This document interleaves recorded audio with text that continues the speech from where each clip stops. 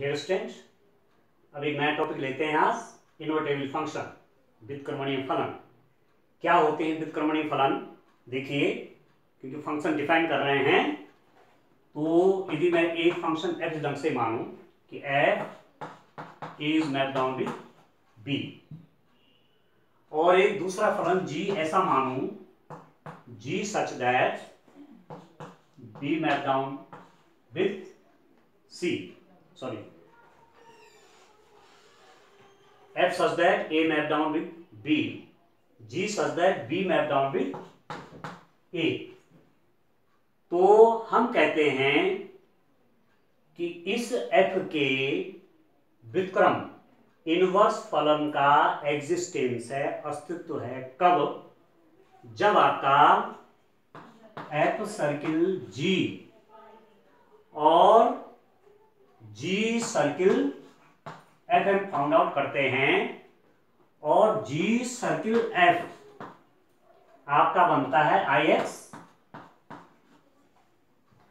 Identity function, and F circle G बनता है identity function. तो ऐसी स्थिति में ये जी कहलाता है एफ का इनवर्स। ये डेफिनेशन है। अब आप और क्लियर रूप में समझें कि हमने एक फंक्शन कंसिडर किया ए से बी में, एक आपका फंक्शन है, एक आपका फलन है, और फिर हमने बी से ए में भी एक फलन देखा, एक फलन कंसिडर किया बी से ए में। ए से बी वाले को क्या बोल रहे हैं? एफ बोल रहे हैं फंक्शन, और बी से ए उल्टा। कंडीशन क्या होनी चाहिए कि आपका जी सर्किल एफ, यदि मैं इसको कैलकुलेट करूं तो मेरे पास आइडेंटिटी फंक्शन आना चाहिए, तत्समक फलन आना चाहिए। और यदि मैं एफ ओ जी करूं, एफ सर्किल जी करूं, तो फिर भी मेरे पास तत्समक फलन आना चाहिए, आइडेंटिटी फंक्शन आना चाहिए। ऐसी स्थिति में ये जी किस फलन का? एफ का व्युत्क्रम, इनवर्स ऑफ एफ कहलाएगा, और एफ के व्युत्क्रम को हम एफ इनवर्स से दिखाते हैं। अब देखिए, आप कह रहे होंगे यहां पर कि ये आई एक्स और आई वाई क्या है, ये तत्समक फलन क्या होते हैं? ये आपने क्लास 11 में भी पढ़े हैं। इसको थोड़ा सा एक बार मैं आपको आपकी मेमोरी को रिकॉल करता हूं। यदि मैं एक फंक्शन डिफाइन करूं F such that R map down R में, ये भी सेट ऑफ रियल है, सेट ऑफ रियल्स है।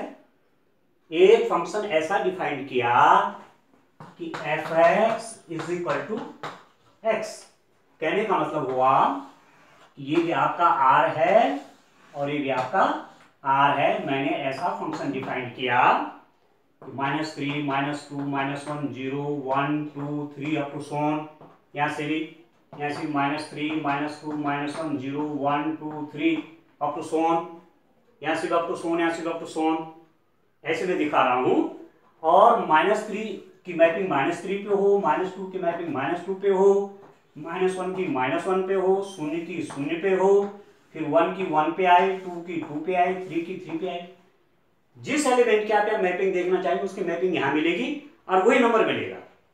यहां 10 की मैपिंग देखना चाहो तो यहां 10 ही आएगा, 10 पे ही आएगा। यहां 20 वाला एलिमेंट लूंगा तो उसकी मैपिंग भी 20 पर ही जाएगी। तो ऐसे फंक्शन को क्या कहते हैं? ऐसे फंक्शन को आप कह सकते हैं y is equal to F X is equal to X. तो सीधा सीधा क्या हो? y is equal to X होगी। तो ऐसा जब फंक्शन आपके पास होता है तो उसे हम कहते हैं आइडेंटिटी फंक्शन। मतलब x 5 होगा तो y भी 5। तो ऐसी स्थिति में जब ऐसे फंक्शन का हम ग्राफ ड्रॉ करते हैं स्टूडेंट्स, तो हमको हमेशा क्या मिलती है? एक स्ट्रेट लाइन ही आपको मिलती है। आइडेंटिटी फंक्शन का या आपका X X dash Y Y dash है, जब मैं y is equal to F X, y is equal to X, y is equal to X इसका ग्राफ खींचूंगा तो आप जानते हैं आपको क्या मिलता है, ये तो है सरल रेखा। तो इस पर कोई पॉइंट यहां पर आपको मैं कर रहा हूं 5 है, तो कितना होगा 5 होगा, 5 5 इस पर कोई पॉइंट होगा। यदि मैं कहूँ यहां पर कोई पॉइंट 1 1, यहां भी 1 होगा और यहां भी 1 होगा, तो ये आइडेंटिटी फंक्शन है। तो कहने का मतलब हुआ कि जी एफ का क्या हो, इनवर्स है, जी एफ का इनवर्स है, तो आप लिखेंगे एफ ओ जी, ये आपका क्या आना चाहिए, आइडेंटिटी फंक्शन किसका, वाई का। और यदि आप जी ओ एफ निकालना चाहेंगे तो आइडेंटिटी फंक्शन किसका होगा, एक्स का होगा। और एक इंपॉर्टेंट बात मैं आपको और बताता हूं कि किसी फलन के व्युत्क्रम का, इनवर्स का एग्जिस्टेंस तभी होता है जब फंक्शन आपका क्या हो, बाइजेक्टिव होता है। बाइजेक्टिव आप जानते हैं एक एक और आच्छादक, तो जितने फलन आपके एक एक आच्छादक हैं उन सबके प्रतिलोम का अस्तित्व होता है। यदि फलन एक एक नहीं है तो उसका इनवर्स नहीं निकलेगा, यदि फलन आपका बहु एक हो गया उसका इनवर्स नहीं निकलेगा, मतलब फलन का एक एक होना आवश्यक है।